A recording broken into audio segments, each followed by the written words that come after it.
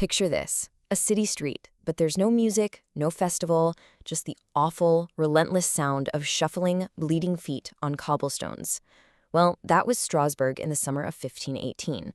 It was a place where a dance wasn't a party, it was a sickness, a contagion of the soul.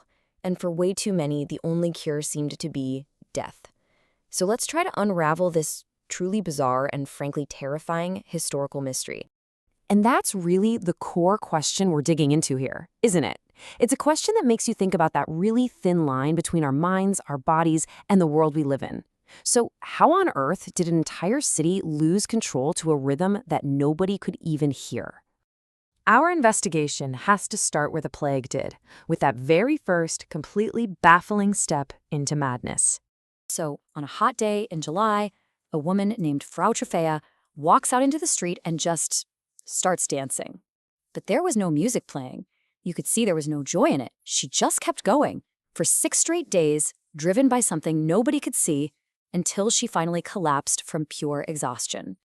And that's what's so chilling about this. It all started with just one person, a single, isolated case of a body just rebelling against its owner. But this weird contagion of movement, it wasn't going to stay isolated for long. Within just a week, what began with Frau Trofea had spread like some kind of invisible tide. 34 other people had joined in, their bodies also taken over by this nonstop involuntary dance. What started as a solo act had become a terrifying chorus. And the way it escalated from there is it's staggering. In a single month, that number exploded to 400. I mean, can you even picture that? 400 people dancing uncontrollably in the streets? The city wasn't just dealing with a strange problem, it was living through a full-blown collective nightmare. So, what did it actually feel like for the people who were trapped in this plague? You have to understand, this wasn't a party. This was a private hell, but one they were forced to perform in public. There's a historical account from that time that really captures the pure horror of it all. See, this wasn't a choice. Their minds were aware, they were horrified, begging for it to stop, while their bodies just betrayed them, continuing this torturous rhythm. People have described it as a Kafkaesque experience, that terrifying, absurd feeling where you're a prisoner in your own flesh.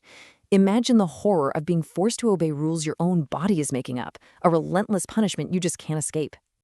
So how did the city officials respond to this spiraling crisis?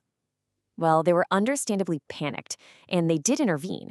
But their solution, oh boy, it was based on a completely disastrous misunderstanding of the problem. The physicians back then, they came up with a diagnosis: hot blood. Yeah, their theory was that the body was somehow overheated, and the only way to fix it was to sweat it out, to literally burn off the fever by doing even more intense physical activity. Incredibly, their official cure was to basically prescribe more of the poison. I'm serious. They built a stage in the town square, they hired musicians to keep a constant beat going, and they even paid strongmen to hold the dancers up so they could keep moving, day and night. Their logic was pretty much to fight a fire with a furnace. And the outcome of this cure? It was horrific. At the plague's worst, up to 15 people were dying every single day. Not from the plague itself, but from the treatment. They were dying from heart attacks, strokes, and just sheer total exhaustion. Okay, so if hot blood wasn't the cause, then what was? With all our modern science, we can actually look back at the evidence and line up the prime suspects for this bizarre historical crime. Modern historians have really narrowed it down to 3 main suspects. First, was it supernatural? Maybe a curse from St. Vitus, who people believed could inflict dancing plagues. Or was it psychological, a case of mass hysteria brought on by just extreme societal stress? Or maybe it was biological, a simple case of poisoning from a moldy loaf of bread. So this theory, mass psychogenic illness, it's a really strong contender. The people of Strasbourg in 1518 were going through so much. Famine, disease everywhere, crushing poverty. I mean, their minds were under an unbearable amount of pressure. So maybe the dance was just the body's way of showing a collective psychological snap. But then you've got ergotism. There's this fungus that can grow on rye, a food staple back then, and it produces chemicals that are actually pretty similar to LSD. This stuff could absolutely cause the spasms, convulsions, and even hallucinations the dancers were experiencing. It would have been a silent killer, hiding right there in their daily bread. But after all the horror and the totally misguided cures and the desperate theories, the way this plague ended is maybe the most unsettling part of the entire story.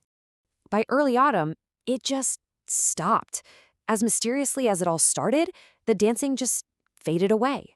The rhythm vanished from the streets of Strasbourg, and no single theory was ever definitively proven, leaving this as one of history's great unsolved cases.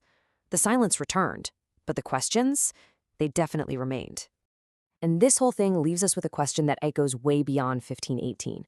See, the story of the dancing plague isn't just some historical curiosity. It's a really chilling reminder of how fragile our control over ourselves can be. It forces you to ask, if something like this can happen, what's really in charge of us?